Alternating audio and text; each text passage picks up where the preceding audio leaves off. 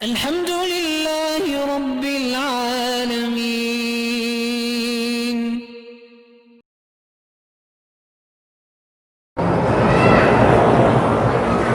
طواف کے دوران کھجوریں کھا کے گٹھلیاں نیچے پھینکیں تاکہ لوگ وہاں گرے بھی جائے، ان کے پاؤں کے نیچے آئے، ان کو عذاب ہو، تکلیف ہو، تمہارا طواف برباد ہو۔ اور تو ہے بھی، اگر روزہ ہے افطار کے لیے ایک آدھی گٹھلی کھا کے گٹھلی جیب میں ڈال دو، کون سا مشکل مسئلہ ہے۔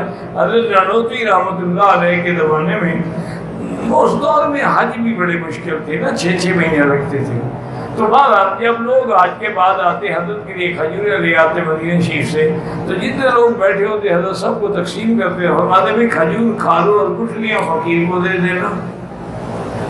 تو وہ ساری گٹھلیاں جمع کر کے ان کو سائے میں سکھاتے تھے، پھر ان کو پیس کے پاؤڈر بناتے تھے اور اس کو دواؤں میں ملاتے تھے کہ مدینے کی کھجور کی گٹھلی آئے، میں نیچے نہیں پھینکتا، پاؤں میں نہ آئے۔